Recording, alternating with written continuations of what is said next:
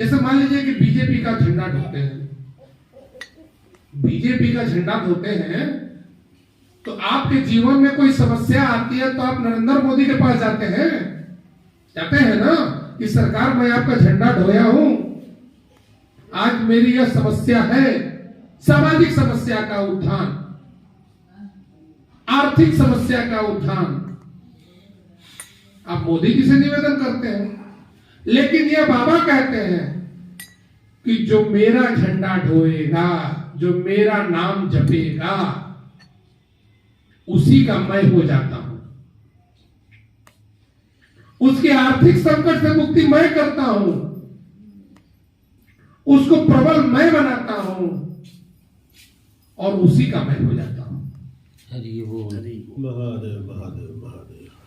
इसको बड़ा मैं सरल भाषा में समझाया पटेल साहब कि जब आप बीजेपी का झंडा ढोते हैं तो नरेंद्र मोदी के पास जाते हैं और अधिकार से कुछ मांगते हैं, तो यहां तो परमपिता परमेश्वर की कथा सुन रहे हैं, समय दे रहे हैं, तो आप तो उसे स्वच्छ रूप से मांगेंगे।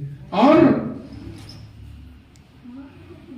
डमरू वाले बाबा तुझे आना होगा, अपने भक्तों को दिखाना होगा। बताइए, डमरू वाले बाबा तुझे आना होगा, डमरू बजाना होगा, डमरू वाले बाबा तुझको आना होगा, डमरू बजाना होगा, डमरू बजाना होगा, वाले बाबा तुमको आना होगा, डम डम डमरू बजाना होगा, डम डम डमरू बजाना होगा।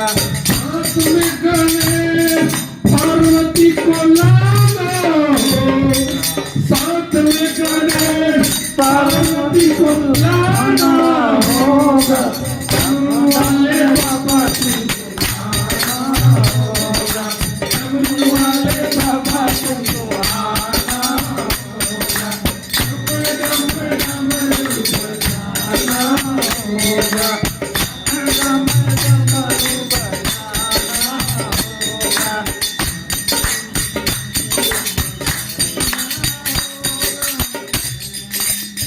पुराण की कथा सुनने से ज्ञान और वैराग्य सहित भक्ति का उदय होता है, पुनः भक्ति का अनुग्रह होने से मुक्ति प्राप्त होता है, इसमें कोई संदेह नहीं है। भक्ति के बिना मनुष्य माया बंधन से बंधा हुआ है और पशु के तुल्य जीवन बिता रहा है। कभी कभी संसार बंधन से उसका कभी संसार बंधन से छुटकारा नहीं होता, इसलिए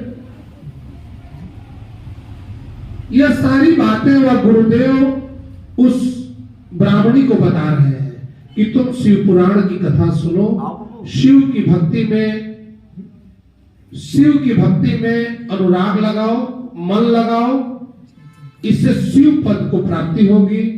उन्होंने शिव की तरफ उनकी मन को अग्रसर करने के लिए कई सारे उपाय को बताया। Sit down.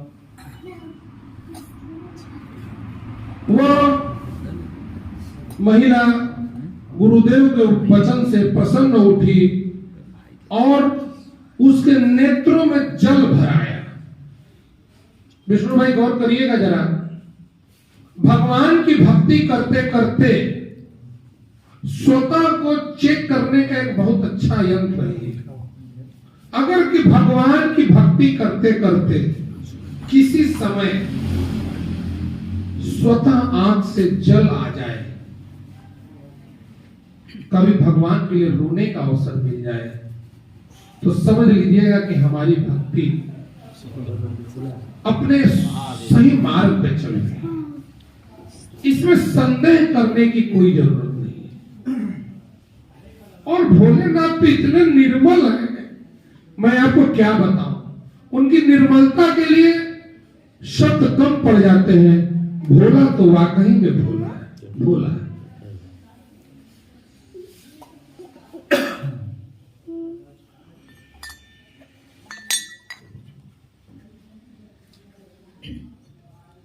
उसकी शिव गुरुदेव की वाणी सुनने के बाद वह अपने विषयों से अब विरक्त होने लगी। उसके जो जीवन यापन था उसमें परिवर्तन होने लगा और भगवान की भक्ति में उसकी श्रद्धा बढ़ गई।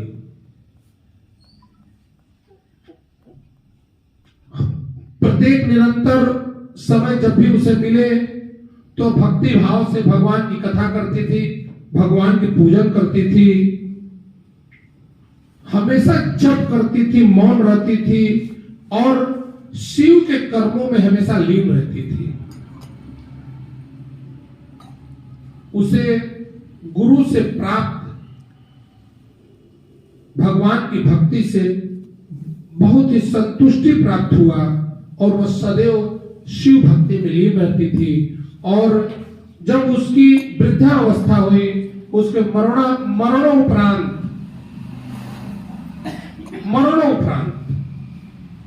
जब तक वह जीवित थी तब तक वह अपने जीवन को जी रही थी, भक्ति कर रही थी।